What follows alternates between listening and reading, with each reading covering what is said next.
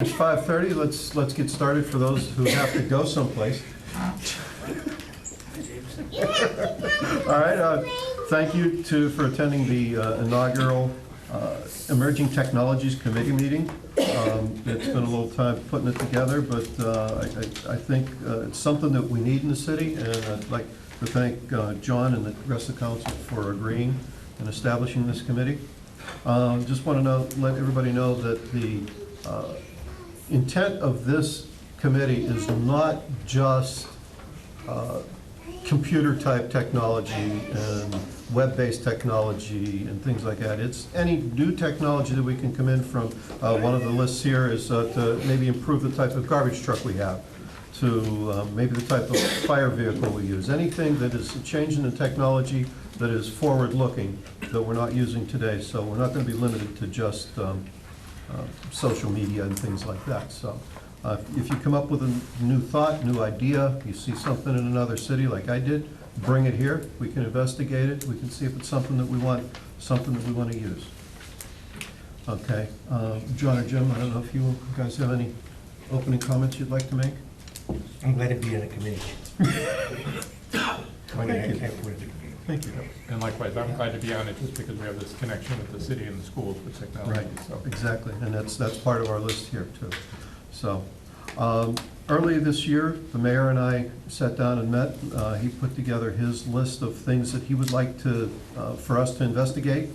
And then in conversations that I've had with other members of the community and council, I added a few more, so we can go through those.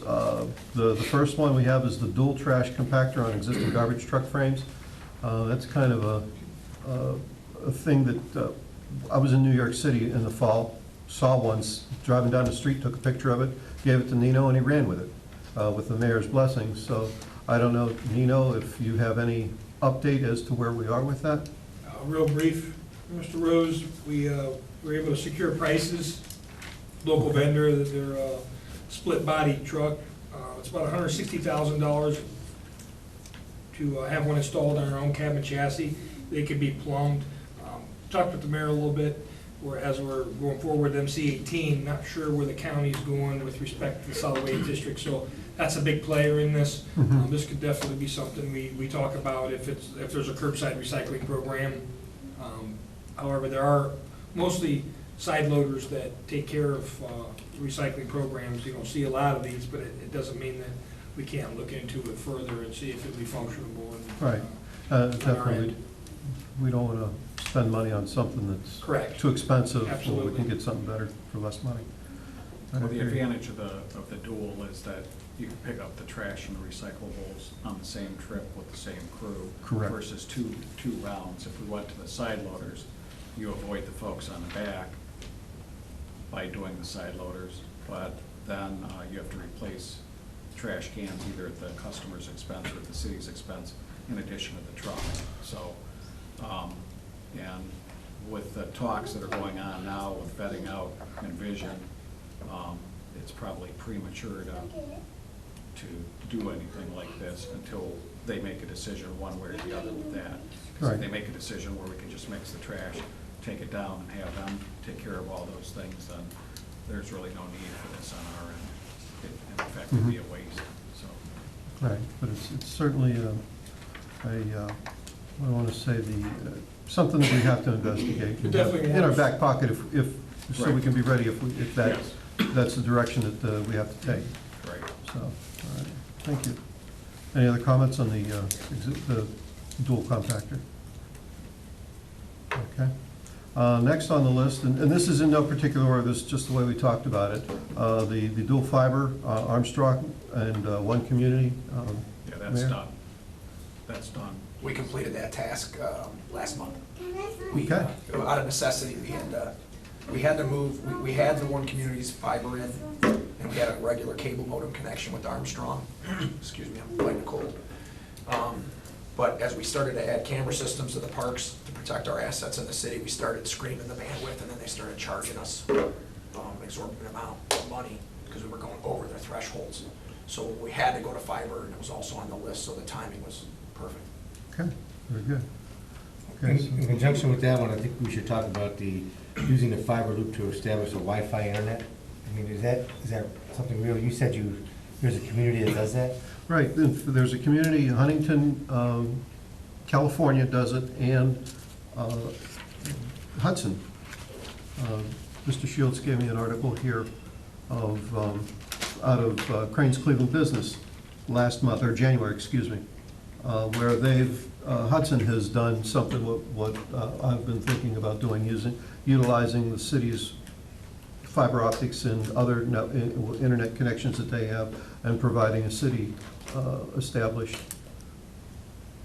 fiber optics loop, Wi-Fi, whatever you want to call it, so that the businesses aren't impacted by the kids coming home from school and turning on their phones and whatever gadgets to hog up bandwidth. So, That's actually item 11. pardon, yeah, number 11, that's what John said, we'd bring this and tied into that, because it does work. It's something that I think Yeah. that's we what- can do. It would have to be fully vetted, but something utilizing the fiber loop that was put in a couple of years ago, something that we put money for, if we could develop something as a city service similar to the water type thing, run through the service department or whatever, that we would provide, we would be the provider of this through that link. And it's going to be a couple years down the road, have to be fully vetted, but I think it would be an improvement to the city. It would definitely help the customer, the residents. It's something that may even entice some businesses to come in when they see that we have something established at these speeds here, that they wouldn't have to bring one in, similar to what the hospital had to do at that time. So we met with Darren and I and Dave Crotto from the County Fiber Network, met with a group out of Indiana called MetroNet, and they are currently doing the data gathering and logistics of the city. First of all, they were interested in the county because of the fiber network. They were interested in the city because of how progressive we are with other things. So they have an amount of capital they're willing to invest in the right communities to run fiber to every home. So they're working with David to see where their pole rights and what else they would need, and then just doing the densities and the lengths and all of those things to see what their costs would be. They said that could be a 6 to 8 month process to evaluate all of that. So they're getting some of it from the city planning, some of it from county planning, and then if they go forward with this, obviously then versus the Wi-Fi, this would be a hardline fiber that they would pay for anybody that wants it, which then gives them the ability of Armstrong versus this new fiber. They think they could get a stronger customer base. The advantage of the fiber over the cable is it can handle the bandwidth so that you don't have the degradation that you're talking about that currently the cable can't help with. And it was pretty impressive what they've done this in a number of other cities in Indiana. I don't know if it's Michigan or one other state they're looking at now, and they got our name from somebody because they were so interested in the investment of fiber. Well, then when they started looking at the county as a whole and what the Medina City has done, you know, with industry, with road improvements, with things like that, they thought this is a place they'd like to be. So Okay. I have double checked now since I think our meeting was, like I say, 2 to 3 months ago, and in between then and now, I've sent several emails or talked to David in other meetings to ask him, are they still looking at this? Have they washed it out or what? He said, no, they're still gathering the information, they're asking more questions, they're still researching it, so it's still ongoing. Okay. So we're keeping our fingers crossed that may pan out for us. Yes, it will. To add on that, I mean, there's the way our one community fiber loop now is we got main drags where they run down, the main drags. It's not in the city limits very robust. That wasn't their intent, they just done main drags. So to get the last miles to businesses or houses is very expensive. And so, to try to implement it, like ourselves, and then have somebody to try to pay us for services, you'd have to have a huge amount of capital up front to try to put that infrastructure in place, because it's not here. Pole rights, digging rights, the cost of just doing it. So, this company has done it elsewhere based on what's kind of in place. And they're very excited about the fact that that fiber ring is here, because if they can bring it into the community, then they can grow leaps and bounds in different communities and kind of tail around that ring. So that's why they kind of have an interest in us. Our fingers are crossed. We've called Time Warner, we've called Cox Cable, we've called all to try to get meetings, to try to bring some competition in. Nobody's interested. It's not there. They just don't want to do Well, it. they almost have handshake agreements with each other. I won't come in yours and you don't come in mine. Yeah, And so as ours a result, we all suffer because of it. Mhm. So this is a good option. This does sound promising, so. Yes. All right. Thank you very much. I appreciate the extra work on that. Do you want No, that's just the way it's. He ain't gonna fix his voice at this point. it? Okay. I know, because I was there for a couple of months. I know where you are. I got rid of it and came back. Yeah, yeah, as long as you don't get pneumonia, Yeah. you're doing good. Right. Okay. Any other comments or anything on the fiber loop? Thank you for the work in keeping that moving, and while getting it started and keeping it moving, so these are good things. Okay, again, maybe I copied this down wrong, but I have here a resident notification system similar to the school's system. Jim, do you want to? We do have, we have a standalone system right now that anytime school's gonna be canceled or any events that are coming, we send out a notice. And it's web-based, so you can do it by phone, you can do it by the internet. Parents have the ability to put in the number they want. But we're about to switch to a new website, and as part of the new website, it's gonna have, it's all gonna be, we're not gonna have this separate company anymore. So I think what the thought was, is there any way to kind of have the city jump on that? On their old system, it was by the number of students in the district, that's how you paid for. Now, obviously, each family can have 4 to 5 different phone numbers in there, just because of the realities of modern families at this point. That you have 2 divorced parents, and they have numbers in their home phone, cell phone.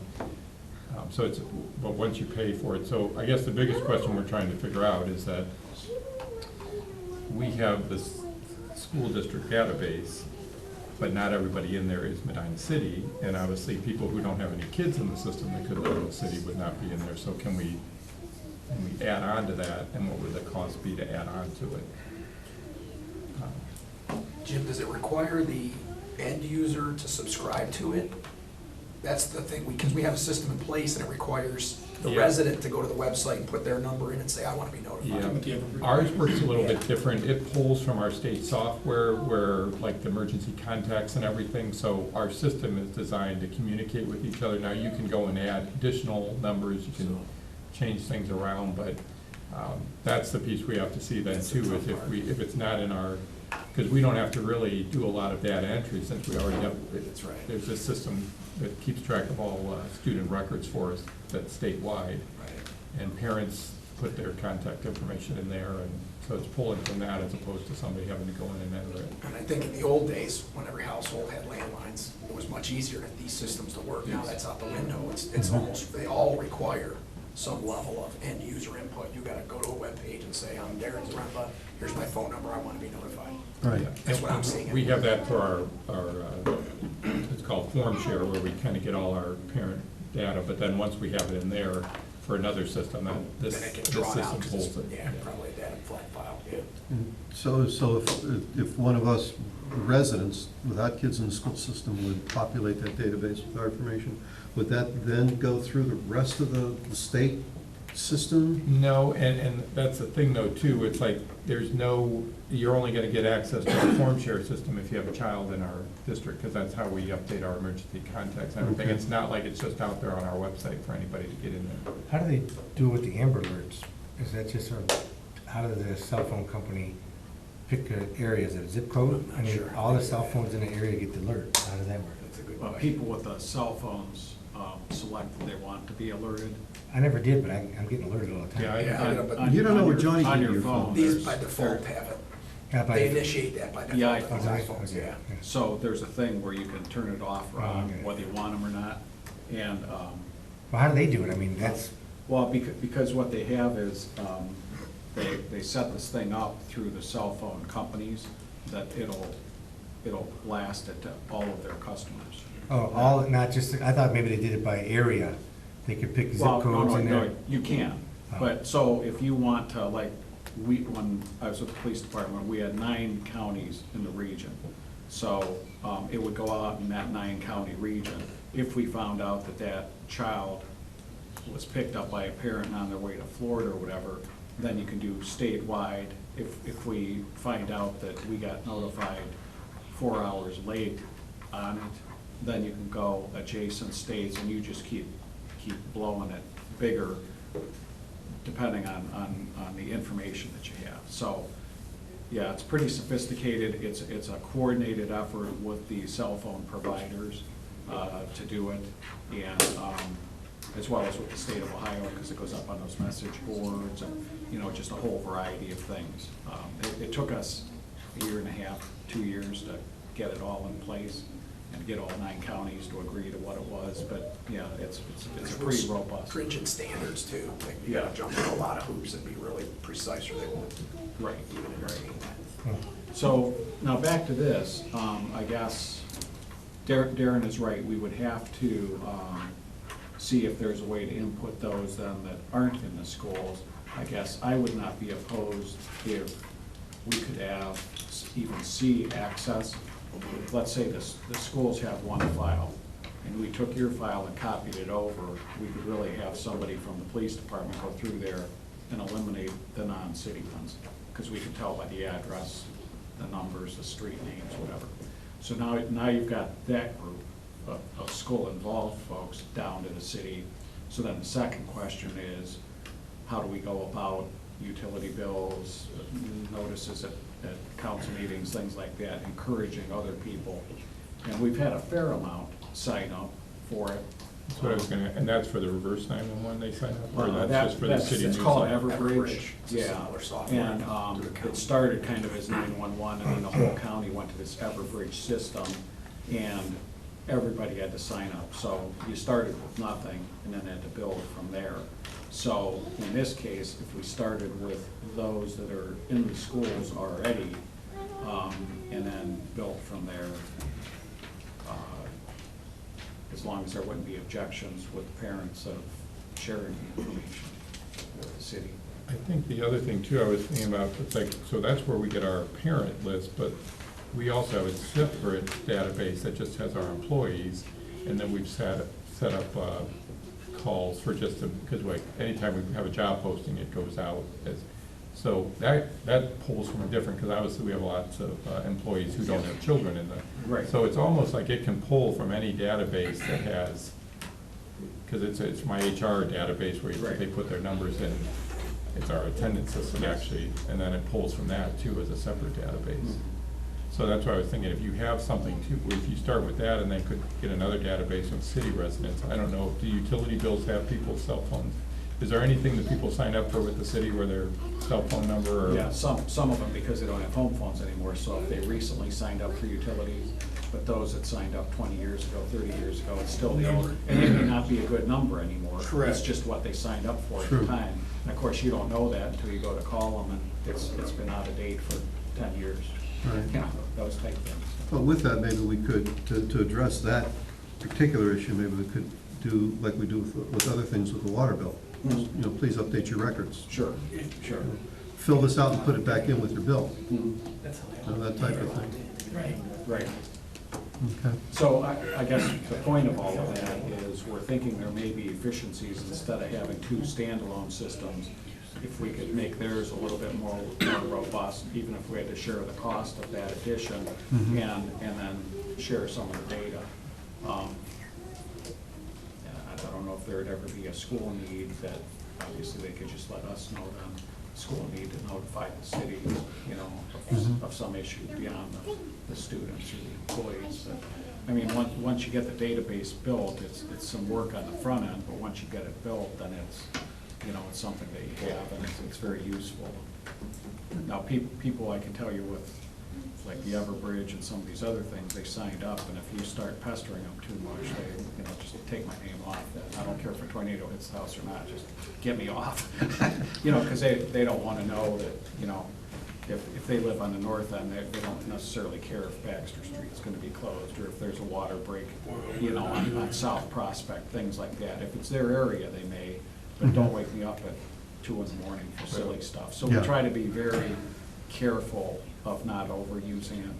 And that was the same thing with the Amber Alert. If you pester too many people with the Amber Alerts that, you know, it's a runaway that runs away every other day or whatever, things like that, it desensitizes the exigency of it, in essence, so. Exactly. We get a lot where somebody signs up 2 or 3 years ago, then they never update their information, then they get rid of their cell phone. So all of a sudden, you've got somebody that gets that number, and they're like, why isn't I Why at are you school? bothering I me? don't care if you're not having school today. We get a lot of that where then. So then you have the ability to go in and strike that number out of it? Okay. Okay. And the fact that it's web-based there, sure, that, you know, that Yeah. makes it, you know, it doesn't matter where you are, we could be here, be home in the middle of the night, whatever, that's an advantage to all of us. Yeah, I can tell you, Mr. Knight, when he calls off school, he's down in Wayne County doing it on our alert system. He's not driving up here This first. is Dave, I'm in my office. Yeah, but I'm not saying which one. Okay. All right, no, that's another thing that's, the notification is something that's near and dear to my heart. I spent about 6 years doing it for a major automobile manufacturer, sending notifications globally. So I've got a few ideas that maybe we can put them all together and come up with something, especially narrowing the notification down to a specific area, say for a water main break or something like that. Right. You know, we might be able to work with. Well, and that was the advantage of the Everbridge, is it would literally let you bring up a map and tell you, you know, I want this street, or I want this ward, or Mhm. this neighborhood, or whatever. I mean, you could literally draw it on a map and say, everybody in the system within that zone gets the call. Now, I don't know, because you don't deal with things like that as much. It's usually either school-wide or, Now, we do set it up though, like we take it, so every building has their own list, because if it's something that's just unique, they're Yes. having. Yes. So you can divide it up in that way. Right. Build different databases. The other great thing about this new one that we're switching to is as soon as you put it on the call system, it automatically populates Twitter, Facebook. It does everything, so somebody's not going into all those different yeah, platforms, so. having to redo it again and again. You know, that was something Paul was mentioning, using the other notification, or social media, I guess is the better term for it. And, you know, I use email a lot, I use texting, but I don't use those others much, but, I could see where people that use it regularly, that's just another way of getting Right. information to them, so. For them, it's- So I'm following that, Jim. Derek can help me here a little bit. So then, instead of a map, what we could literally use then is the boundaries of the people that go to that school then. That would be your geographic region now. And so if they shared that with us, we would know that for something in this neighborhood, that school that's nearby. Yeah, you could probably build your quadrants very similar within the city, maybe by ward. Just say Ward 1, 2, 3, 4, whatever they are. Group your residents as you build your tables out by ward. You may overlap a little But the bit. problem is if we're taking their database into ours with all the school kids, they've already got theirs set up. Yeah, but my guess is there's a master, and then what they do is they break the masters out into They their do. individual coordinates. So if you get the master, none of their breakouts by school or by thing will matter. Okay, we can then put it in. Yeah, in you'll get the master all we can individualized put it out. into the components that we want to. Yes. Okay, that's You fine. configure by Yeah, your once you boards. pull it, because even our employee, when it starts with everybody, but then if I just want to do our support staff, or I just want to do our teachers, I can Yeah. pull from that master one to Okay. only get that group, so. Yeah. Do you have questions, Jim? Does it ever not respond Like with respect to groups, have you ran into that at all? I mean, No, the biggest complaint we get is just how quickly it gets out, because it's sending a lot of calls out, and, obviously our bus drivers would like to be notified first always, because they get there the earliest when there's no school, so sometimes they feel like, gosh, they were late, but we weren't able to break it up to that level but no, it's just a matter of how quickly it goes out, a lot of calls. Now, on this new system that we're about to switch to, I don't know about some of those problems, and that's why I was telling the mayor, it'd be nice if Harvey's been real involved in working with this new platform we're gonna have here, so he would, Yeah. know a lot of these answers. Okay, something definitely to bring back to discuss a little bit more at some time, because it's definitely important to have that notification out there for everybody. Okay, thank you. I think we can bring items 4 and 5 together, because they both work in the same way in the electronic utility sign-up and electronic application filing for civil service. Both of those are out on the web, can be, how do I say, you can secure the forms on the web so that the information isn't disseminated to any place but the final place you want to go, can be encrypted, all those other good things. I think it's something that it's definitely 21st century, and I think we need to bring ourselves to that. I don't know, Darren or Mayor, do you want to? Well, there was some reluctance with Mr. Huber, as you can imagine, because he's used to paper, physical form signed. And we tried to work with him and convince him, and of late we've told him we're gonna go to electronic utility sign up and utility civil service. So now it's just a matter of getting the forms to where they can be sent digitally, they can be returned digitally. If a payment has to be made, how we coordinate that with finance, for a utility sign up. Sometimes a deposit's required, sometimes not. So I talked to Darren this afternoon about that, because we've had several conversations about it, and you're thinking that's something we could do pretty quickly. Yeah, I mean, we've already reached out to our web developer, so that if we need to develop a web page for the portal, for them to get to do that. And then on the back end, work towards getting that information there. But recently, Adobe has come out with a new hosted solution called, I was just looking it up because I found it last week. They have an e-sign application, it's a hosted, and it's a neat product. I showed Maureen because we were talking about it with the civil service option.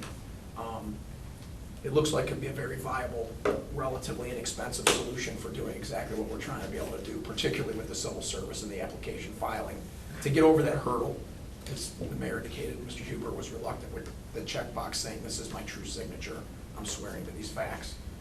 But we're past that stage, so it shouldn't be an issue. And this may make it a little easier on it, because it still gives you the ability to do some printing and sending if you have to. So we're gonna look at that as a viable Is this an option. actual signature or just a check off? It does both. You have a couple different options, Okay. so. Okay, so it's got a kind of like a scratch pad where you From what can, I see, but you're still running to the limits of someone at their house. They don't have a scratch pad, they're gonna check the box. So it gives you options, but generally, I think you're gonna be doing a checkbox for the majority of these type things when it comes to Okay. that, so. all right. With regard to the utility signups, and you're saying there may be a deposit or something that may be made, with the website will be set up to take a charge card or be able to tap into the person's checking account, for example? Yeah, it's real similar now to, I mean, we're already doing parking tickets you can pay online through the city's web portal, and also utilities, right? Yeah, utilities. So the vendor that we contracted, our web developer, they gave us the entrance portal for people to go into. And then the people that have the finance stuff on the back end, we have a VPN to them. So it comes and it travels between those VPN connections. So the infrastructure's in place to do that stuff. It's really just a matter of what you want the web page to look at, what information you need, and allow people to make their payments. Okay, For you non-computer guys, that's virtual private network, so that it's secure, the data going back and forth, because what you don't want is it's on the internet and somebody's grabbing those things as they go by. Now they've got a credit card number or whatever. So by sending them through this virtual private network, it keeps it private. And we don't want to store any credit card numbers, because as soon as we you start storing, you open up all kinds of auditing nightmares. So this is basically being stored at this entity that does the back end side of finance. We're just doing the pass We're through. just the pass through, get the Good. money. So, time-wise, what do you think we could? I don't know. I'm gonna make some calls with the web developer and see what kind of time frame and get some quotes again on what it would cost to get the front end done. We could look at those two together.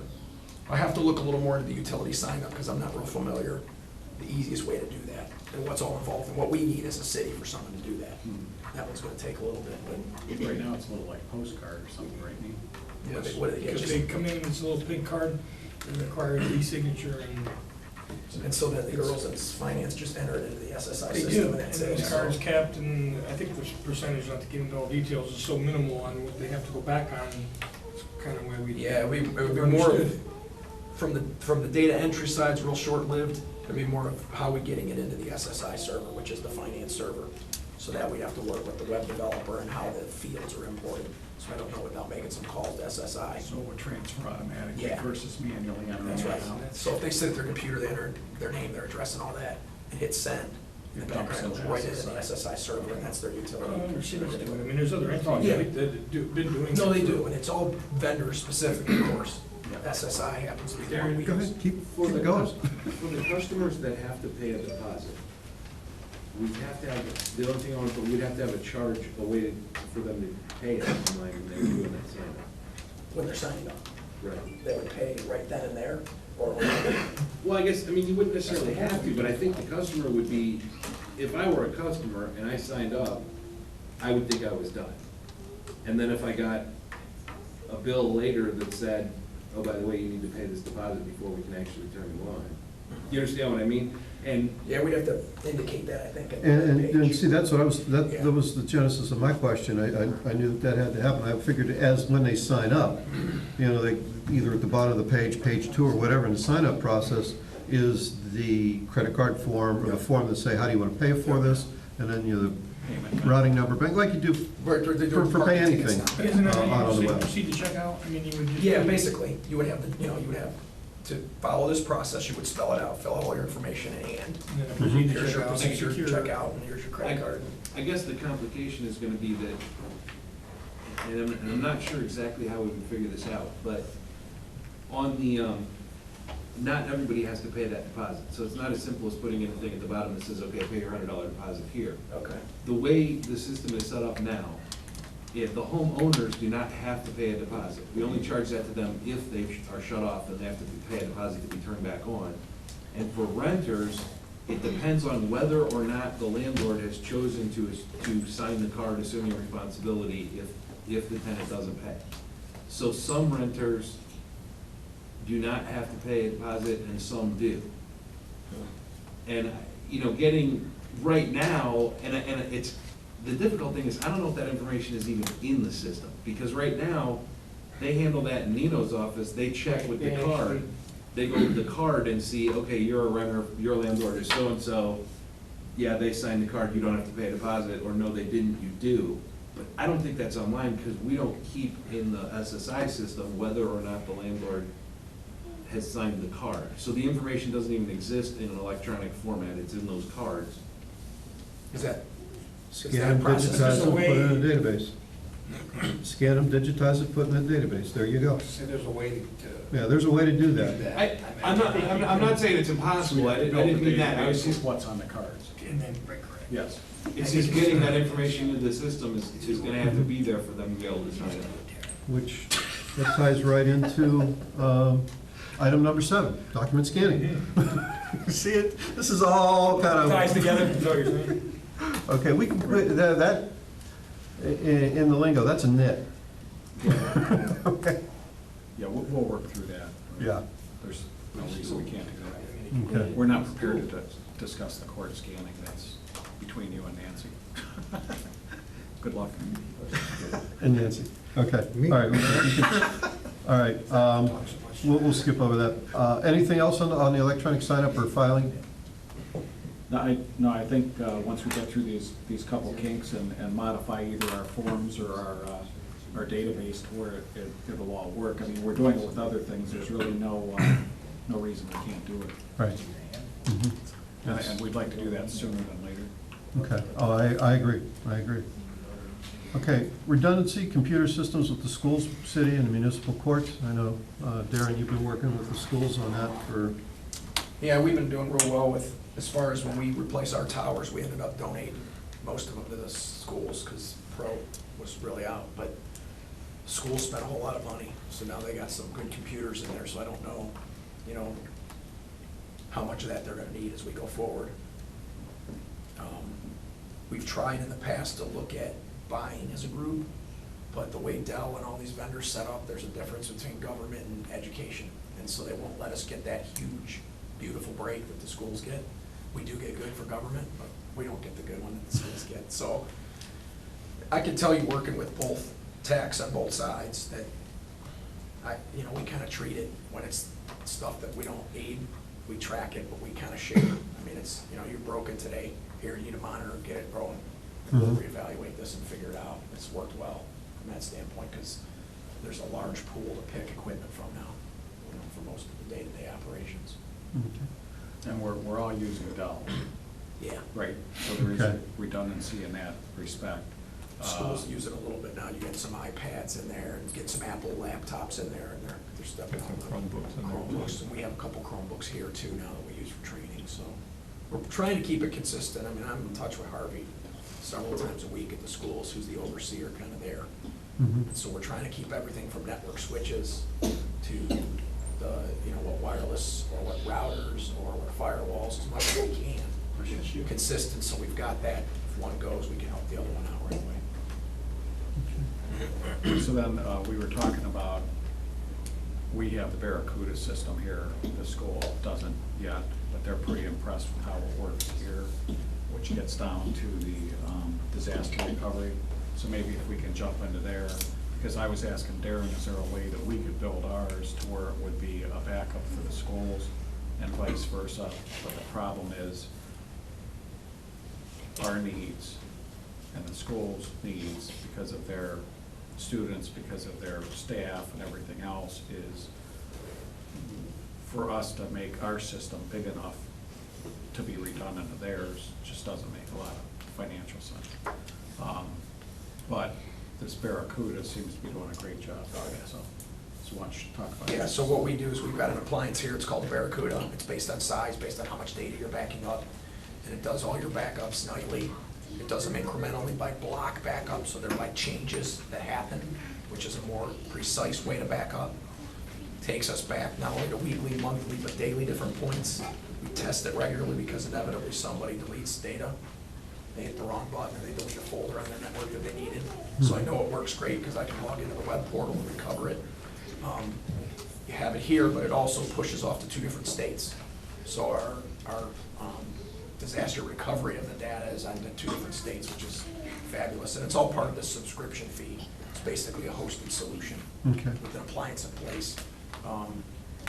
TEGOH, which supports us and the schools, he's now a reseller of it.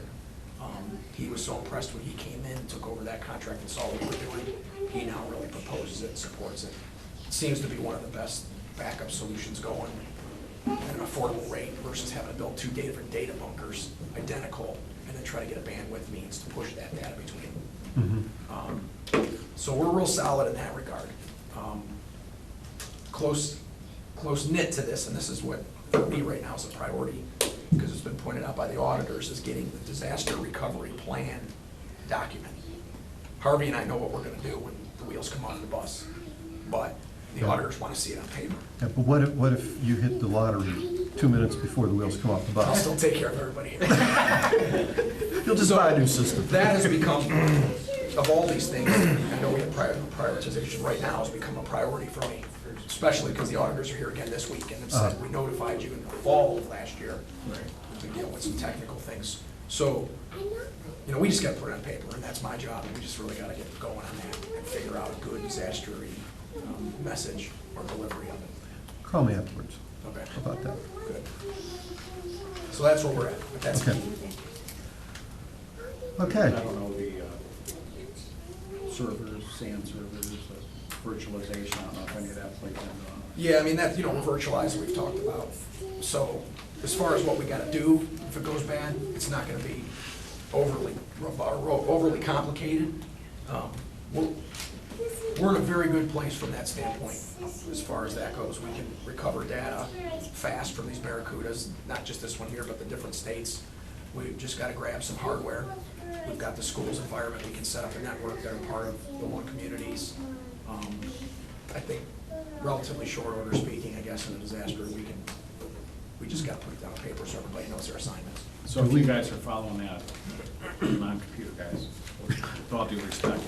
You and I, with all due Johnny. respect. He's asleep. So if this whole building would be lifted up off the ground and all our servers and that are over there, as soon as he can get his hands on a laptop or a computer at the schools, he can bring our entire system back up. And then it's a matter of now setting up the sub-offices and where we're gonna operate now that this building's not here and things like that. So that's the advantage of having these two different sites to store the data, as well as the system that's in place here that mirrors itself, sends it off to these and does it. So we're like in the cloud. Yes, sir. We are. You are the computer guy. I knew it. Same bag. The closet computer guy.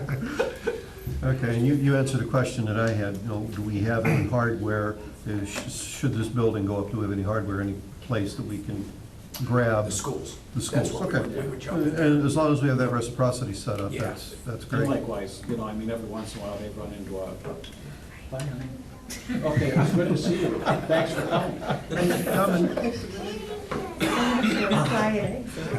So the computers, every once in a while, the school would have a problem and say, you know, this happened, that happened, you guys have a spare monitor, a spare tower, a spare this, and we keep those down in the computer office here to help with things like that. So they help us, we help them, it's a great relationship. Okay, another thing that we can add to that list of wonderful things we do with the schools. Yes, sir. So do the auditors want to know specifically, like, okay, finance is going to be operating out of this location, or? do they? Yes. Okay. Yeah, they want to know from who's primary contacts and who's the team, to where you're going, where you're gonna acquire stuff, who's your vendor at Dell, that when you need to order something, is gonna be able to get you something next day, or to what's your approach and plan for bringing all your systems back online, from loading operating systems, to bringing your virtual servers back up, to putting them on the network, to phones, where you're gonna make your phones, and how involved is Frontier gonna be, because our phone switch is down here in the basement, so. We can get real technical real fast, and some of it, we honestly, you know, you fly by how it goes, you know, because it may not work like you think it's gonna work, but. And the only reason I ask that is, obviously, we've got 7 elementary buildings, 5 that are in the city. All of those have some extra rooms. We really don't have extra rooms at our middle school. High school would potentially have set, so I don't know how far you got with that part of it, where. Harvey and I discussed, and where he was at with was let him do some homework to figure out what was gonna give us the best resources without impacting too much of what's going on at the schools. So I think that's where he and I are gonna get together as this goes. He knows this is priority two now too, so. The past, what we did was there was an agreement. They're mostly concerned about SSI, which is the finance server. They really never cared about any of the other city services, these auditors. They're worried about that because that's payroll, that's all that stuff. In the past, there was agreements with Brunswick and other entities to where, that use SSI, to where they would partition off a piece of their server and import our data, and then they could be back up and running, just at another location. But those really were never, and Keith could probably fill me in better on this, because some of them he was involved with, they were never really solidified and ironed out that, yes, this is what's gonna happen. When I drew that up, because we, Brunswick, Wadsworth, and Ashland all approved that agreement, it was not detailed at all. Right. It was just a general, we will help each other out type agreement. And the vendor, SSI, assured us that their software was capable of operating 2 different cities off of the same server at the same time. So if, you know, we came into work one morning and City Hall wasn't here, we could go down to Wadsworth or up to Brunswick, and SSI would partition it out, as you said. I always figured we'd wind up posting water payments on theirs and getting it, you know. I'd see nightmares all over this, but SSI said that we could do that. And then basically we can, as far as, so that takes care of the server, and then as far as the smaller stuff, as far as the desktops, I mean, you just basically go to Staples and buy a bunch of desktops, set them up in a room and hook them to a router, and they claimed we could be online that way. So we said, okay, we didn't test it, and we didn't have, as you said, you know, specific plans of, okay, if Medina goes out, here's where we'll be. Yeah, he touched on something that I would imagine that the auditors are gonna ask you, okay, yeah, here's your plan, have you ever tested it?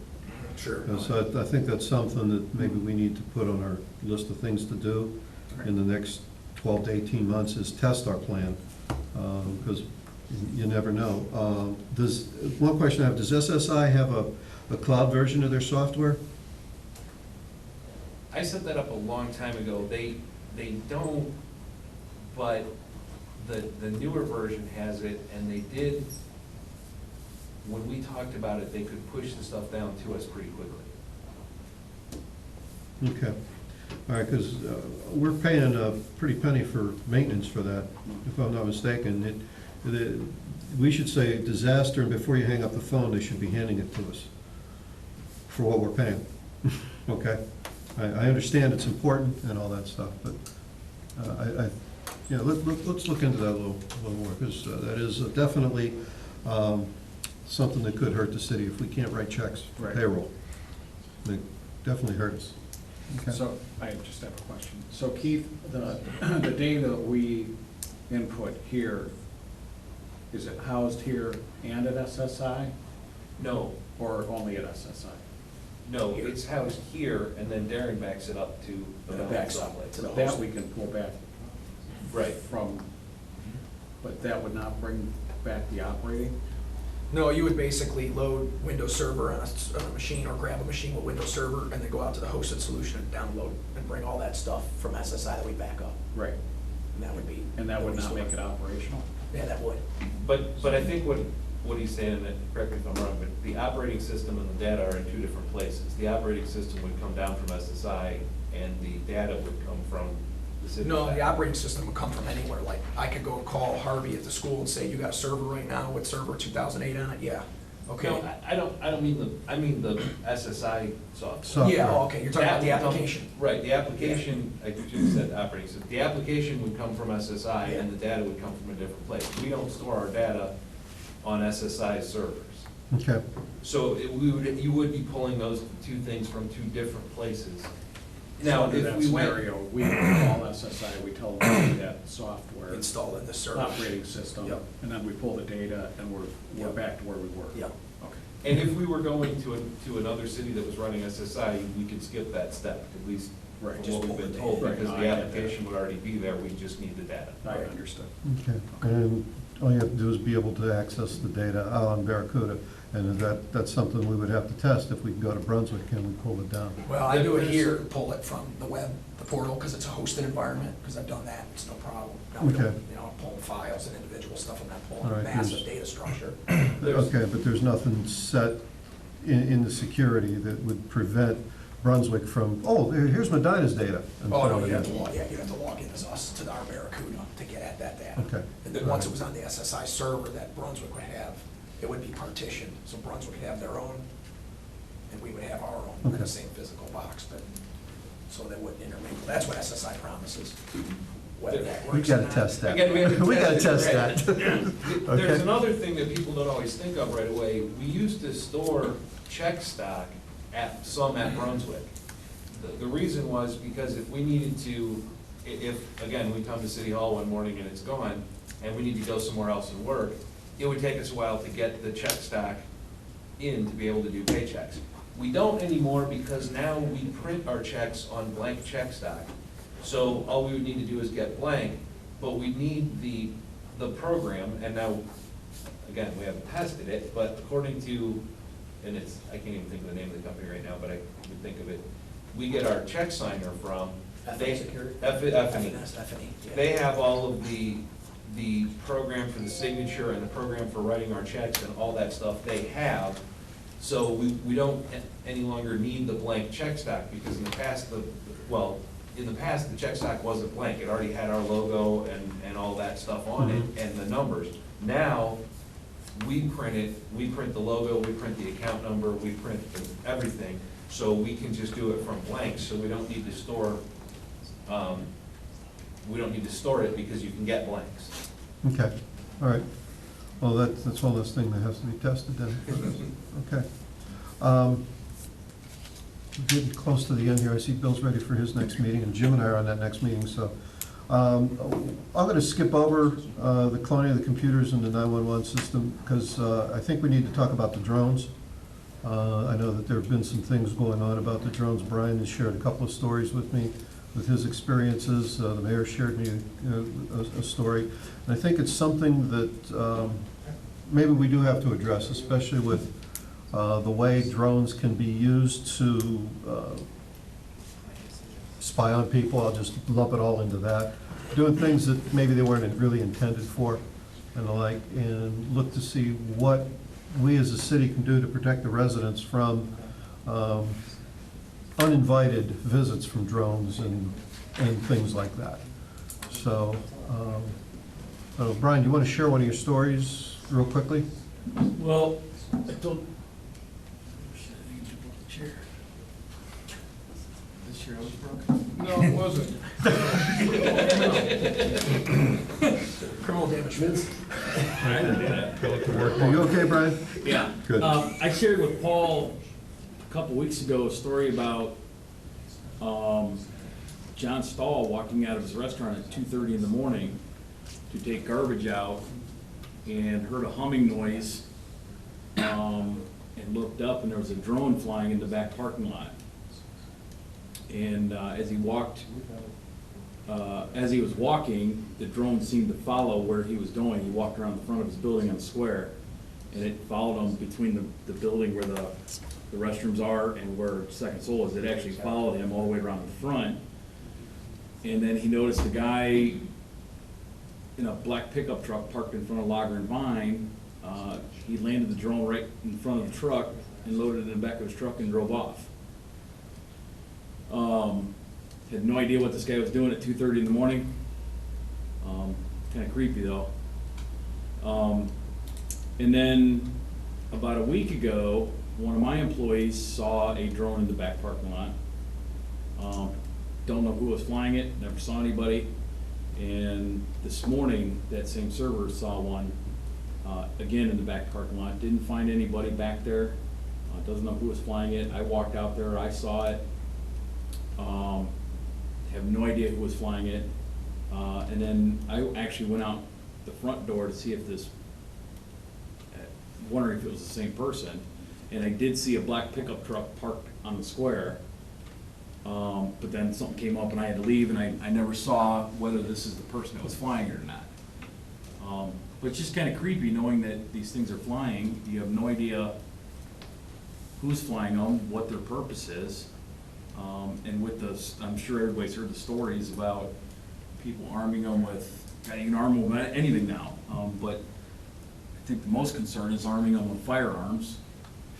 We were just talking about it before the meeting, some of these kids that are, the one story, the guy putting the AK-47 on it and fully automatic and just going to town with it.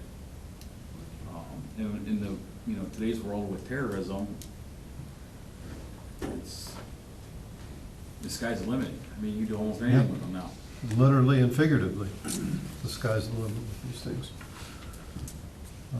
So, Mayor, do you want to share your? Well, just what I saw was over with the police guys. They had a video of a teenage boy who had devised or improvised the drone to where he had a handgun mounted to it, flying over a target, and had the drone to where the repercussion of the handgun, the drone was able to withstand that and stay on target to rapidly shoot a semi-automatic pistol, which is pretty impressive, but pretty scary too.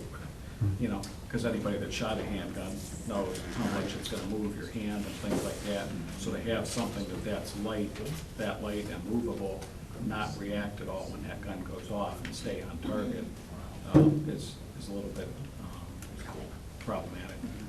So I guess my recommendation would be, if our intent is to review limiting them to the person's own property, for example.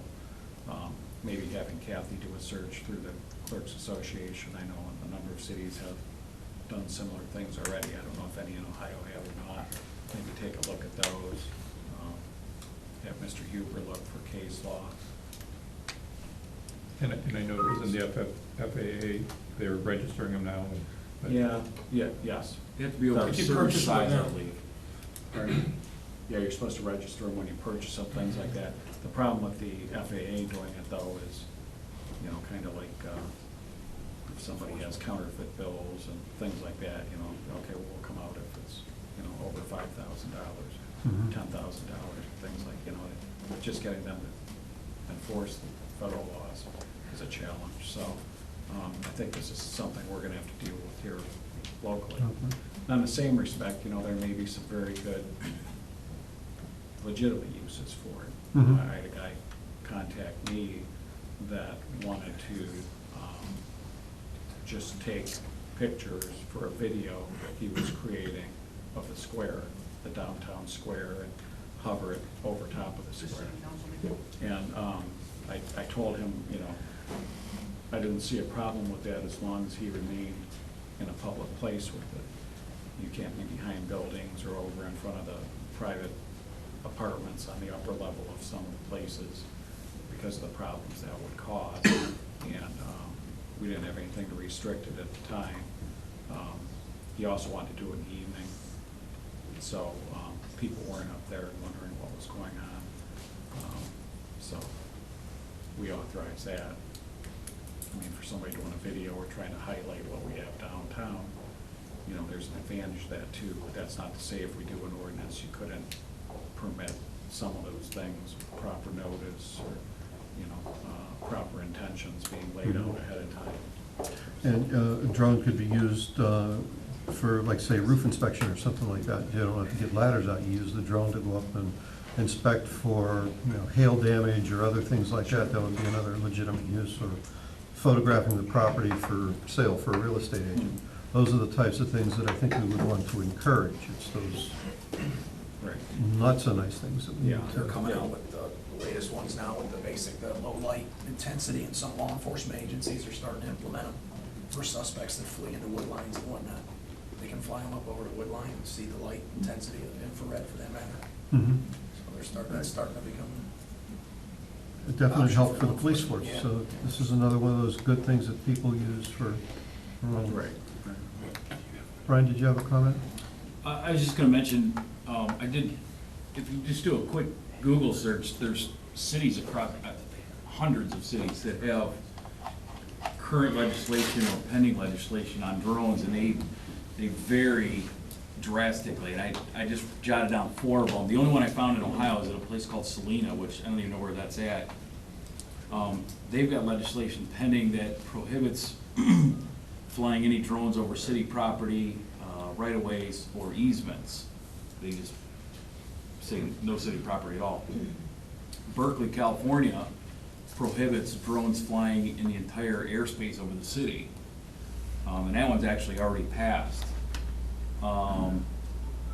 Utah, state law allows their law enforcement to neutralize drones when they We all know what that means. So, I mean, there's legislation all over the place. All over the place. I don't know, which is worse, neutralizing or letting it fly? Right. But no, you're right, and I think this is something that's gonna have to take a lot of thought, so that we get the right rules, so that we don't inhibit economic growth as a, you know, by using the drones in the manner in which they were intended, and by the same token, protecting the rights and privacy of the residents. So it's gonna take a lot of thought there on that one. We definitely don't wanna impinge on anybody's rights and freedoms. Okay, so I don't wanna hold up Bill's meeting anymore. I did have a homework assignment on here. What I'd like everybody to do is review this list. Let's prioritize them. I see we do have a couple things that are already being worked on and are done, but those items that we didn't have a chance to speak about, or, you know, we put down the list, give it a prioritization on how you'd like it. And if for your 1 to 3 reasons, put a little 1 or 2 sentences to why you think it is that way. and we'll try to work on them that way as we go down and move our city further into the 21st century. So, thank you all for coming, I appreciate it, good conversation, and we'll, I know it's too early to schedule a meeting for the next time, I thought we could, but we'll have to coordinate everybody's calendars again, so Kathy, thank you. Yes? The tech fund, we talked about it briefly, but just for everybody's benefit, we have a 388 fund as computer and electronic technology capital. We use it for a lot of technology, mostly computer purchases. We generally don't if it's something being bought by an enterprise fund, because we like to track those expenditures with the costs to generate them, but otherwise we buy most of our technology with it. It gets 1.5% of the income tax, which amounts to about $150,000 a year. And as of the December 31st, it had a balance of about $240,000. Thank you. So we do have some things that if we need to fund it, we can to an extent. Okay. Unless we use that for the pool. Just part of it. Okay, so thank you all very much. Appreciate it. Technology.